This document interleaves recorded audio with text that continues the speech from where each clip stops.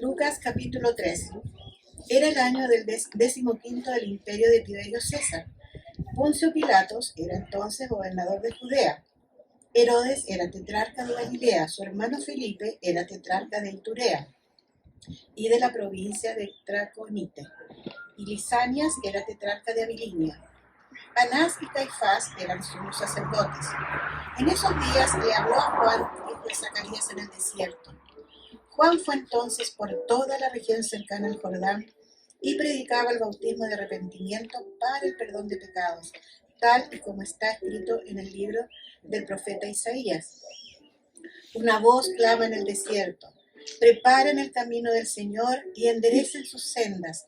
Todo valle será rellenado y todo monte y colina será nivelado.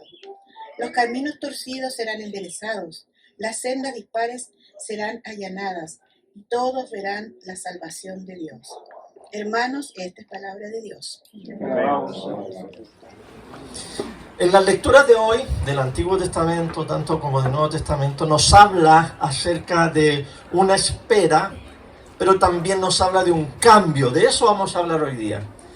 Espera y cambio.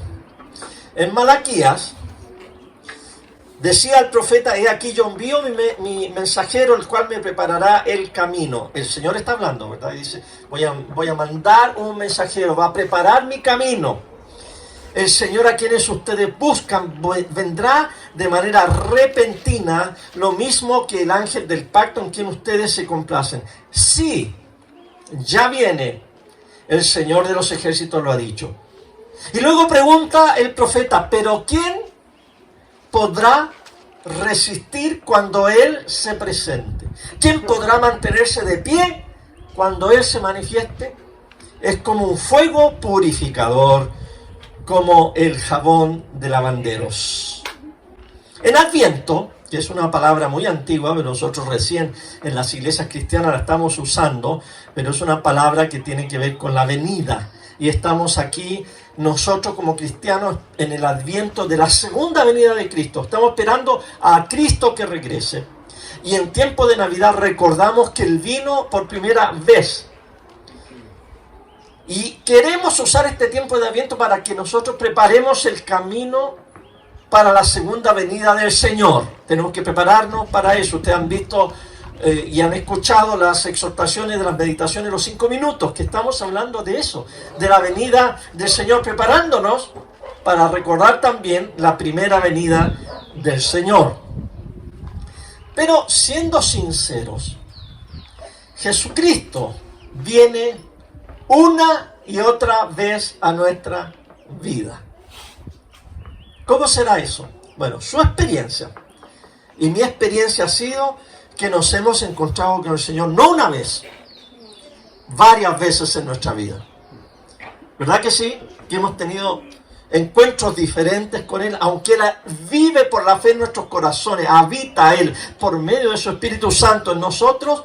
Tenemos en nuestro caminar con Él encuentros especiales en que sentimos la presencia, la guianza, el amor, la instrucción o la corrección del Señor varias veces en nuestra vida.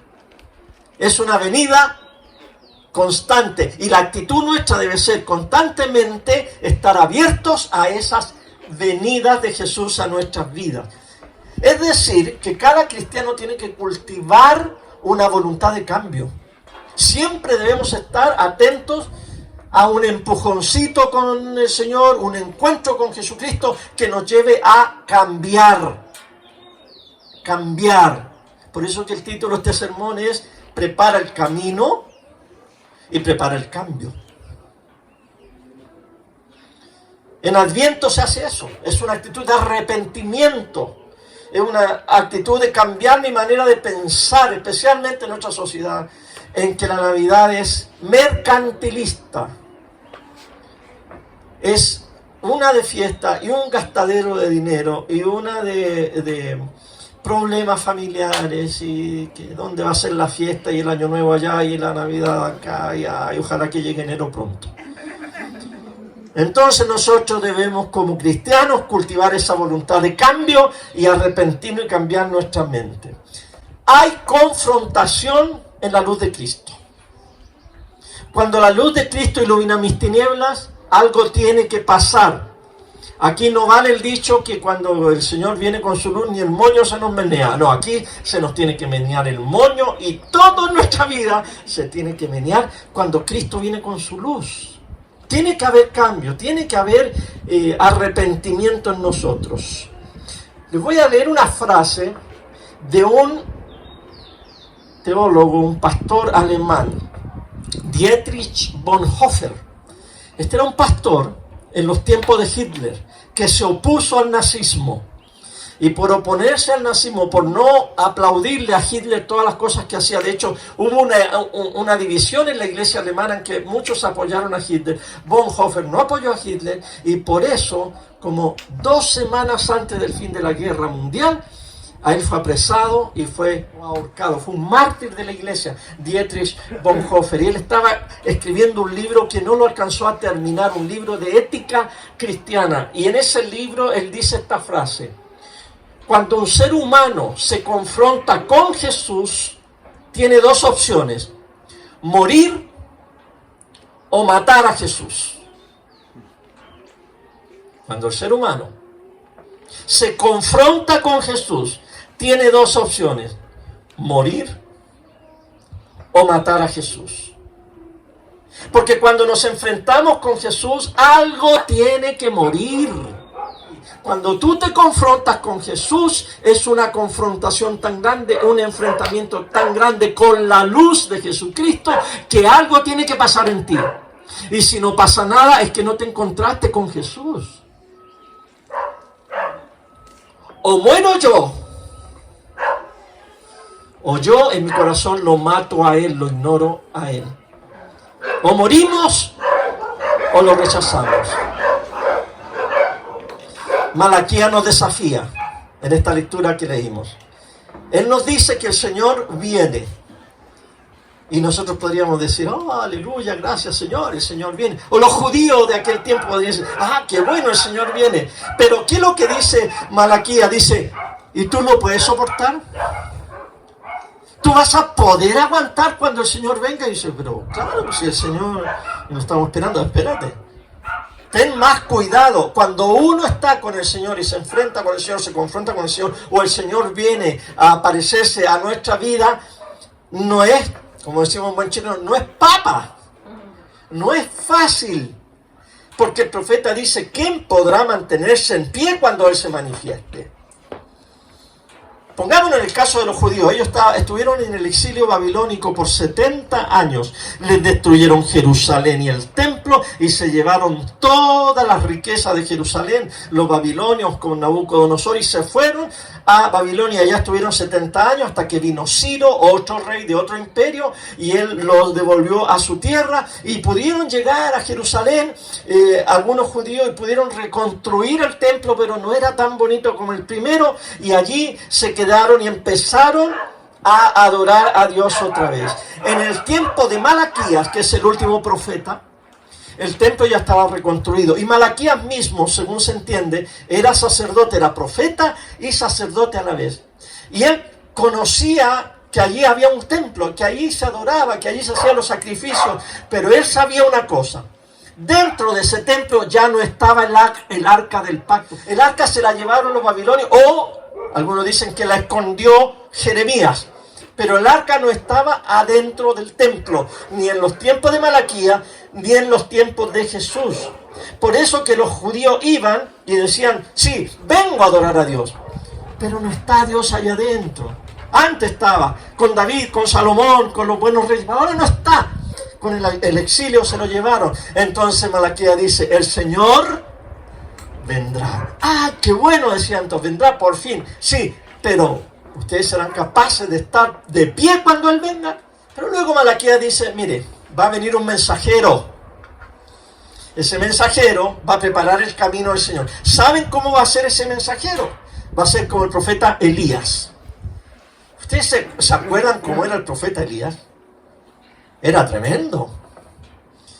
En una ocasión desafió a todos los profetas de Baal, del falso dios Baal y de Astarot, 450 de un lado y 400 de otro, y el profeta solo, según él, yo soy el único profeta de Dios, y los desafió. Era un hombre valiente, un hombre osado, un hombre fuerte, y entonces cuando él venció en esa batalla espiritual, ¿se acuerdan de los sacrificios que Dios envió fuego del cielo? Él mandó matar a todos estos sacerdotes, a degollarlos y a matarlos por sacerdotes de un dioses falsos. Y dice Malaquías, el mensajero vendrá, y que el que vendrá será Elías. Él enfrentó a el rey Acab y a su esposa Jezabel. Qué mala esa mujer, una de las mujeres más perversas y más malas y asesinas de la historia de Israel. Y Elías se le confrontó y les dijo cuál era su pecado. Sin embargo, Elías se deprimió después de eso. Bueno, Malaquías está recordando, así como era Elías en su primera etapa, así vendrá el mensajero del Señor. Pero no se entusiasmen mucho, decía Malaquías. ¿Están listos para su venida? ¿Cuándo vino Dios al templo? Y se la respondo con un pasaje de Lucas 19. Después Jesús entró en el templo y comenzó a echar de allí a todos los que vendían y compraban. Les decía, escrito está, mi casa es casa de oración, pero ustedes han hecho de ella una cueva de ladrones. Todos los días Jesús enseñaba en el templo, pero los principales sacerdotes y los escribas y los principales del pueblo procuraban matarlo. Sin embargo, no hallaban la manera de hacerlo, pues todo el pueblo estaba pendiente de lo que él decía. Tenemos aquí que Jesús vino al templo. Jesús es Dios. Dios es como Jesús. Él vino al templo. Se cumple lo que dice Malaquías, pero cuando vino, aquí viene la pregunta que estaba haciendo Malaquías. ¿Lo pueden aguantar? ¿Pueden soportar? ¿Pueden quedarse de pie ustedes frente a Jesús que vino al templo? ¿Y cómo vino? Con un azote de cuerdas. Y le sacó literalmente la mugre a los sinvergüenzas que estaban negociando por la religión. ¿Lo pueden ustedes soportar? Y como dice el pasaje ahí claramente, los fariseos no pudieron soportarlo. ¿Y qué hicieron? Lo mataron. Cuando un ser humano se confronta con Jesús, tiene dos opciones: morir o matar a Jesús. Cuando los fariseos se enfrentaron con Jesús, tenían dos opciones. ¿Cuál eligieron? Eligieron la vida eterna, eligieron morir a su yo, a su ego, eligieron recibir la palabra de Dios, el verbo encarnado, o eligieron matarlo. Eligieron matarlo. Son las dos únicas opciones que tenemos. Malaquías dice que vendría un mensajero. Y hemos leído aquí en Lucas 3, versículo 1, acerca de ese mensajero. Era el año 15 del imperio de Tiberio César. Poncio Pilato era entonces gobernador de Judea. Herodes era tetrarca de Galilea. Su hermano Felipe era tetrarca de Iturea y de la provincia de Traconite. Y Lisanias era tetrarca de Abilinia. Anás y Caifás eran sumos sacerdotes. ¿Para qué pone tanto nombre y tanto lugar? ¿Qué sentido tiene? Tiene sentido. La palabra de Dios no ha sido escrita sin sentido. Tiene sentido, ya se lo voy a decir. En esos días, ¿en cuáles días? En los días de Tiberio César, en los días de estos sacerdotes Anás y Caifás, en los días de los gobernadores romanos. En esos días, Dios le habló a Juan, hijo de Zacarías. ¿Dónde? En el desierto. ¿Se dan cuenta ustedes entonces ahora por qué Lucas escribió eso? En los días de Tiberio César. ¿Dónde? En Roma. No en Roma. En los días de fulanito de tal, de Lisania, de acá en estos pueblos. No, ahí no. En los días de Anás y Caifás, en el fastuoso templo que construyó Herodes en Jerusalén. No, dice Lucas, no. Ni en Roma, ni en Jerusalén, ni en ninguna parte. ¿Dónde? Dios se presentó en el desierto. Juan fue entonces por toda la región cercana al Jordán y predicaba el bautismo de arrepentimiento para el perdón de pecados. tal y como está escrito en el libro del profeta Isaías. Una voz clama en el desierto, preparen el camino del Señor y enderecen sus sendas. Todo valle sea rellenado, todo monte y colina sea nivelado, los caminos torcidos serán enderezados, las sendas dispares serán allanadas y todos verán la salvación de Dios. En el año 15 de Tiberio, que viene a ser el año 28 después de Cristo. El emperador ya había sido emperador por 15 años. El emperador Tiberio tenía muchos títulos. Uno de sus títulos era Hijo de Dios. Otro título era Salvador del mundo. Roma creía que ella, la ciudad de Roma y el imperio de Roma, era la solución y la última esperanza para este mundo. Roma estaba orgullosa de lo que llamaban la Pax Romana. Nunca en el tiempo del imperio había habido paz, o sea, ausencia de guerra en ese caso, en todo el imperio. Ellos gobernaban, ellos estaban por sobre todos los pueblos. Y el César era el Salvador del mundo. Ellos tenían un eslogan que en latín se dice así: Novus Ordo Seclorum, que en español significa el nuevo orden de los siglos, de las edades. Y es el eslogan que tiene Estados Unidos hoy en sus escudos y todas sus cosas, las monedas. Se han fijado el ojo ese que todo lo ve, una pirámide abajo. Y el nuevo orden de las edades, de los tiempos. Eso es una copia de lo que el Imperio Romano en los tiempos de Cristo decía: nosotros hemos inaugurado el nuevo tiempo de paz y de bendición, y nuestro rey Tiberio es el Hijo de Dios y Él es el Salvador del mundo. Roma controla. Anás y Caifás estaban de sacerdotes, pero Anás era el viejo y Caifás era el joven. Anás era el suegro de Caifás, y Anás no llegó al sumo sacerdocio a ser el principal de los sacerdotes porque se lo merecía, sino porque él lo compró. El emperador vendía el cargo, el que le pagaba más.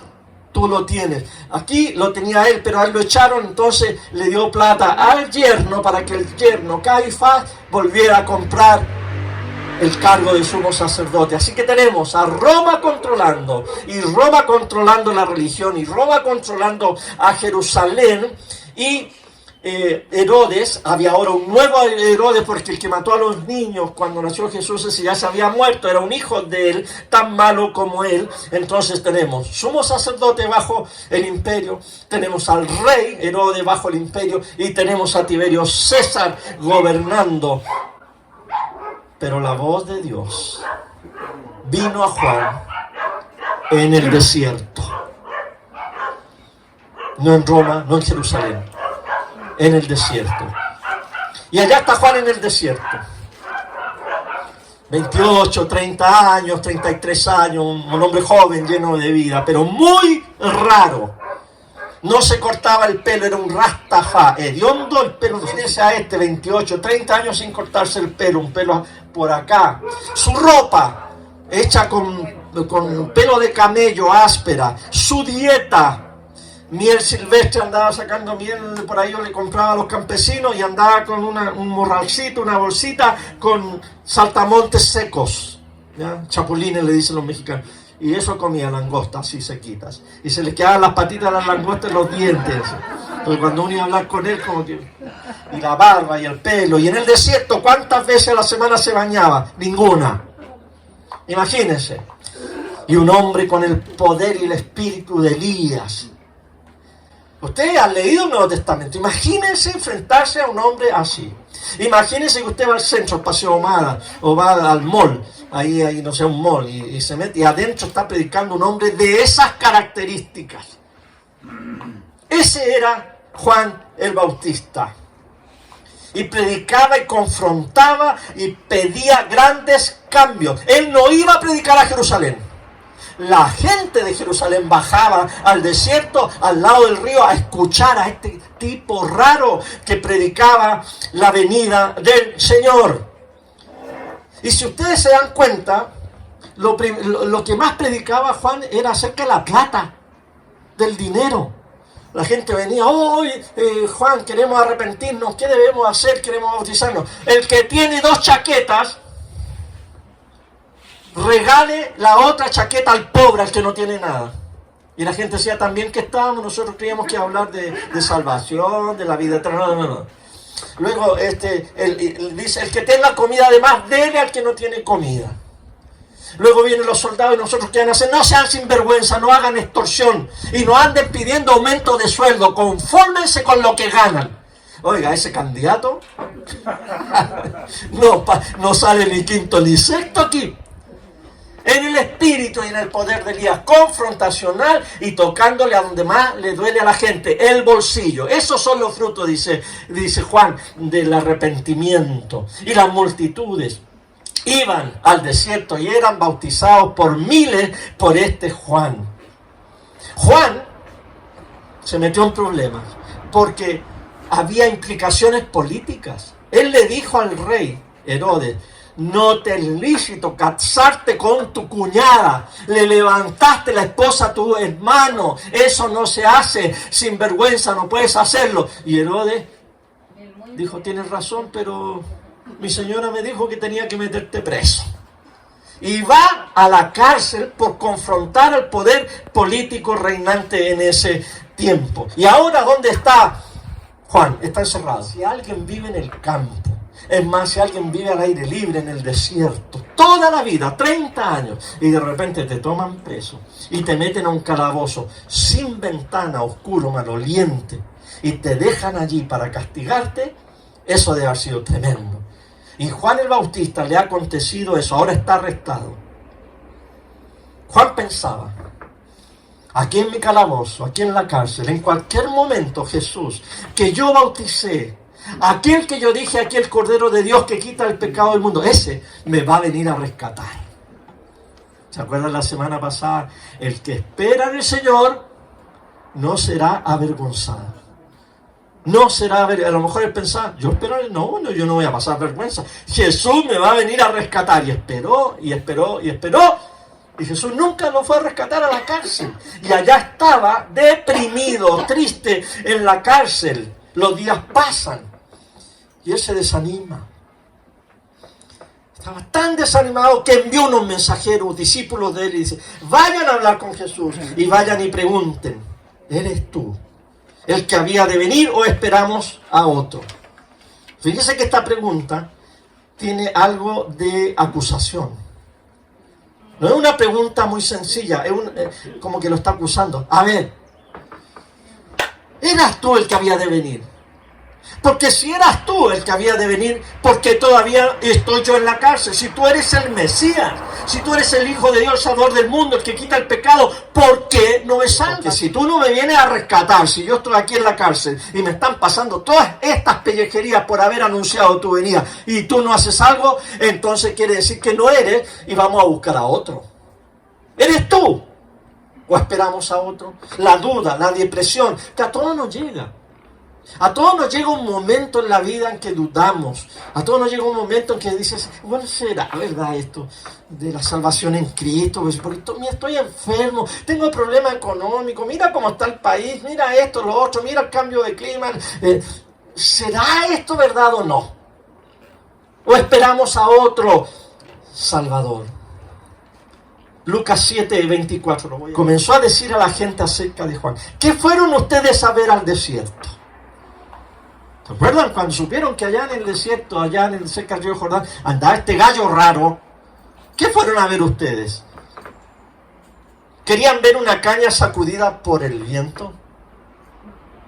Lo que menos tenía él era de ser un palo varado para arriba y sacudido con seco ahí en el viento. No, él no era eso. No era eso. Luego dice, fueron a ver a un hombre. ¿O qué fueron a ver? A un hombre vestido con ropa elegante.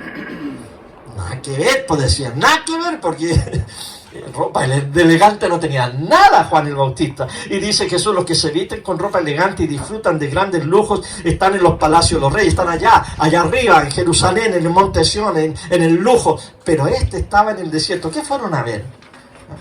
Y luego dice el Señor, entonces, ¿qué es lo que ustedes fueron a ver? ¿A un profeta? Y uno dice, anda cerca, sí, yo creo que sí. Era un profeta, a él fuimos a ver. Pero él dice, pues yo le digo que sí.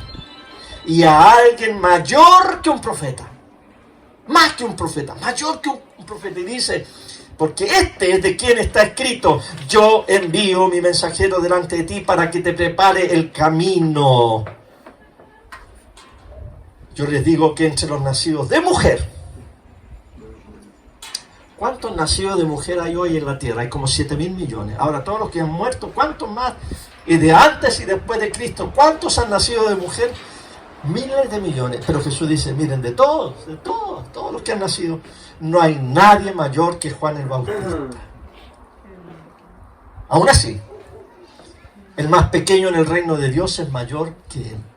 Cuando Jesús dice, este es el más grande, pero aún así, el más chico es el más grande. El Señor está hablando del novo ordo seclorum, del nuevo orden de la ciudad. En mi reino, este es el nuevo orden. El más humilde va a ser el primero. Los postreros serán primeros. Los pequeños serán primeros. El servidor será el primero. No según el orden de este mundo hoy. 29. Al oír esto, todo el pueblo y los cobradores de impuestos reconocieron la justicia de Dios y se bautizaron con el bautismo de Juan. Cuando oyeron esto que dijo Jesús, ¿quiénes se bautizaron?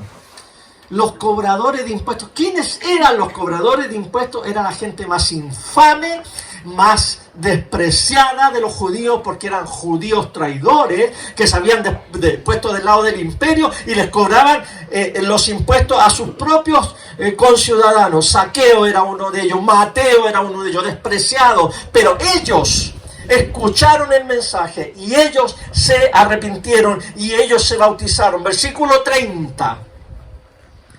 Pero los fariseos y los intérpretes de la ley rechazaron el propósito de Dios respecto de sí mismos y no fueron bautizados por Juan.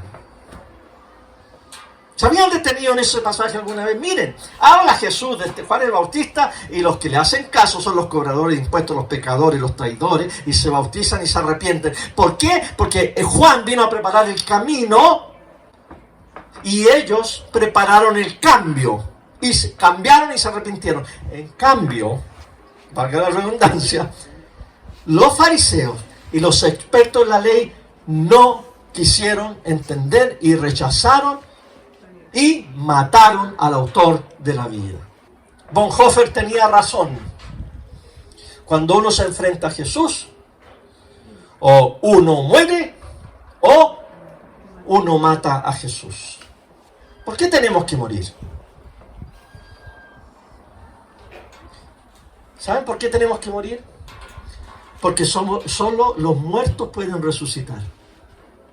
Los vivos no pueden resucitar. Usted y yo tenemos que morir para poder resucitar en Cristo. Si seguimos vivos, nos pasamos de vivos. Si seguimos vivos, no podemos morir. Si seguimos vivos, no podemos resucitar. La nueva revelación de Jesús nos confronta en nuestras ideas, pensamientos, actitudes. O morimos o matamos. Por eso que ser cristiano no es fácil, hermano. Por eso que ser cristiano nos confronta el pensamiento, el corazón, las costumbres, las maneras, los modos de vida, la cultura, las ideas políticas, las ideas económicas, las ideas religiosas, las filosofías que tenemos. Cuando llegamos a la luz de Cristo, o mueren, o nosotros con nuestras filosofías, ideas y cultura avasallamos y matamos a Cristo y no le hacemos caso. Si los fariseos hubieran muerto a su orgullo y a sus ideas, los fariseos podrían haber resucitado a una vida abundante. Si vienes a Jesús, tienes que estar dispuesto a decir, me equivoqué. Si vienes a Jesús, tienes que reconocer que metiste la pata, que estás equivocado y que quieres cambiar y que te sometes al cambio que el Señor quiere provocar en tu vida. Si no lo haces, estás matando a Cristo y a su mensaje y a su reino, y lo estás rechazando en tu corazón. Jesús ha venido a mi vida y a tu vida en maneras diferentes en varias etapas de tu vida cristiana. Fíjense que hay gente que ha tratado de usarlo como un insulto en contra mía. Y ha dicho, Fernando ha cambiado mucho. Y no saben con qué chichitas se están curando.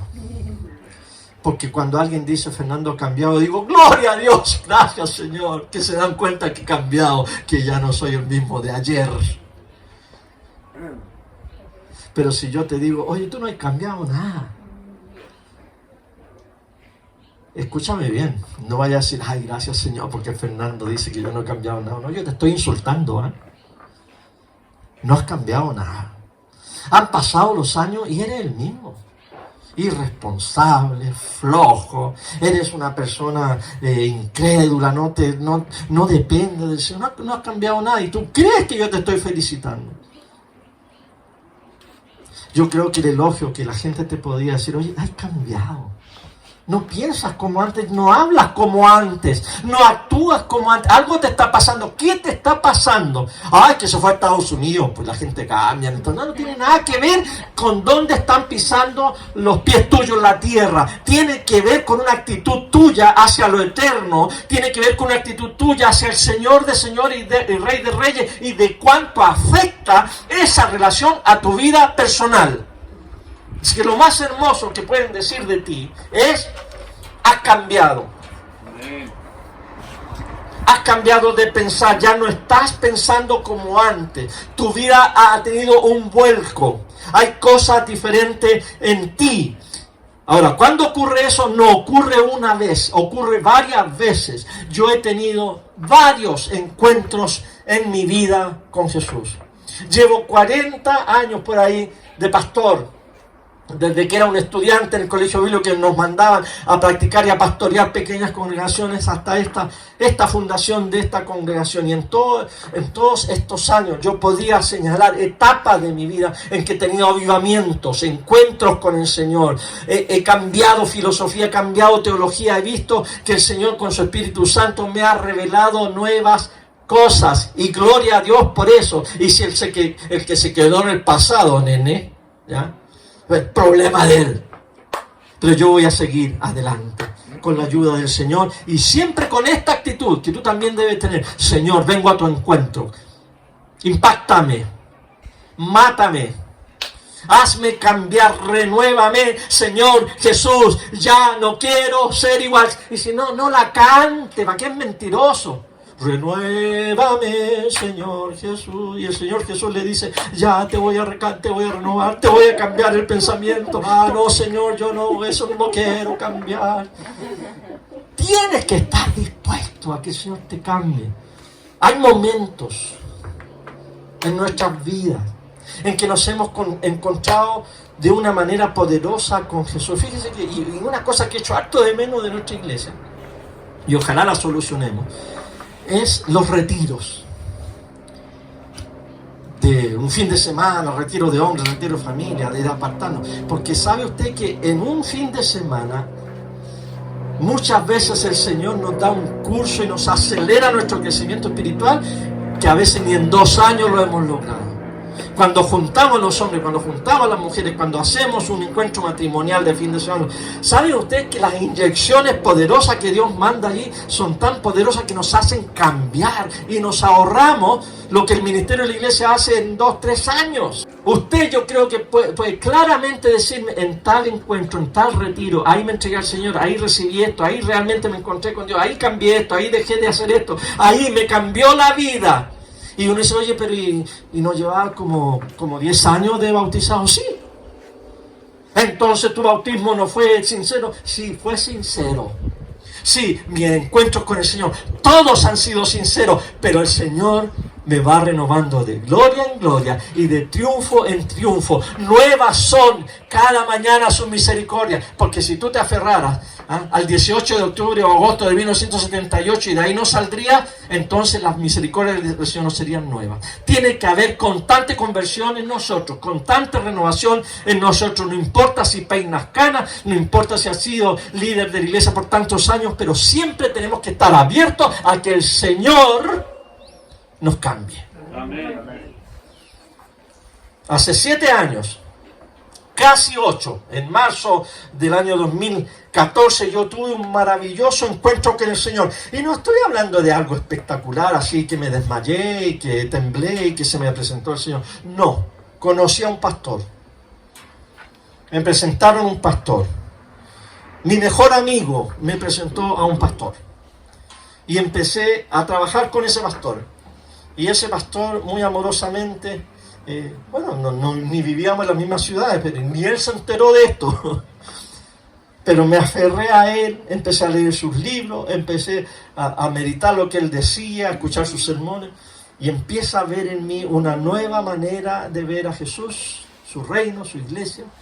Mi vida de oración cambió radicalmente. De haber sido una vida de oración un poquito frustrada, empezó a ser una vida de oración muy alegre, muy satisfecha, y empecé yo a crecer. Y esto se los cuento para callado. Hasta la nona lo notó. Y me lo dijo un día.